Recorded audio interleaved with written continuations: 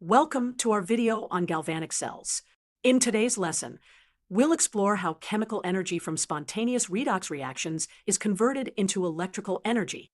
A galvanic cell, also known as a voltaic cell, is an electrochemical cell that derives electrical energy from spontaneous redox reactions taking place within the cell. The key idea is that electrons flow from the oxidation half cell to the reduction half cell through an external circuit, producing a measurable voltage. Let's look at the key components of a galvanic cell. A galvanic cell consists of two half cells. Each half cell contains an electrode immersed in an electrolyte solution. The anode is the negative electrode where oxidation occurs. This is where electrons are released. The cathode is the positive electrode where reduction occurs. This is where electrons are gained. The salt bridge is a U-tube filled with a salt solution, commonly potassium chloride. It completes the circuit by allowing ions to flow between the half cells, which maintains charge neutrality. Finally, an external wire connects the anode to the cathode, allowing electrons to flow and creating an electrical current. Chemists use a shorthand notation to represent galvanic cells. The general format is anode-anode, electrolyte cathode. For example, in a cell with zinc as the anode and copper as the cathode, the notation would be zinc solid zinc ion aqueous copper solid. Let's look at a specific example, the Daniell cell. The Daniell cell consists of a zinc anode in a zinc sulfate solution and a copper cathode in a copper sulfate solution. At the anode, oxidation occurs. Zinc solid is oxidized to zinc 2+ ions, releasing 2 electrons. At the cathode, reduction occurs. Copper 2+ ions gain 2 electrons to form solid copper. The overall cell reaction is zinc solid plus copper 2+ ions yields zinc 2+ ions plus copper solid. In this cell, electrons flow from the zinc anode through the external wire to the copper cathode. Now, let's talk about the cell potential, also known as electromotive force or EMF.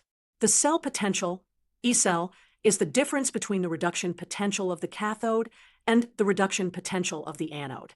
Using standard reduction potentials at 1 molar concentration and 25 degrees Celsius, the standard reduction potential for copper 2+ to copper is positive 0.34 volts.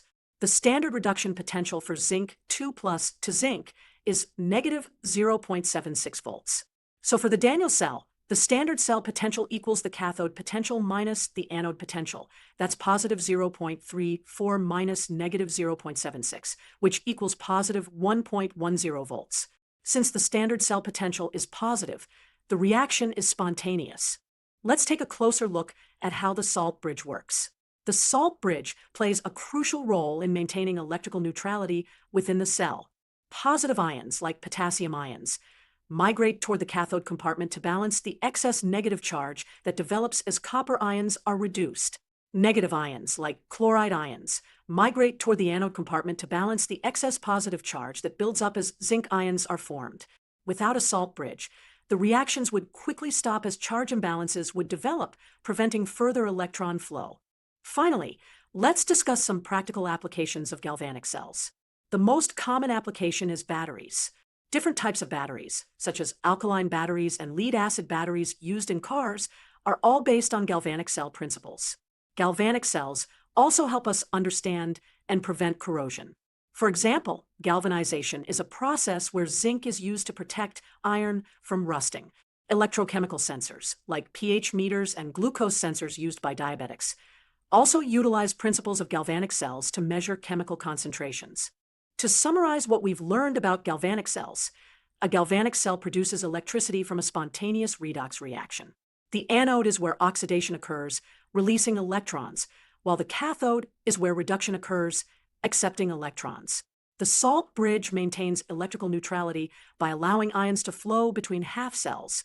We calculate the cell potential using standard reduction potentials, and a positive cell potential indicates a spontaneous reaction. Understanding galvanic cells helps us develop better batteries, prevent corrosion, and create sensitive electrochemical sensors. Thanks for watching.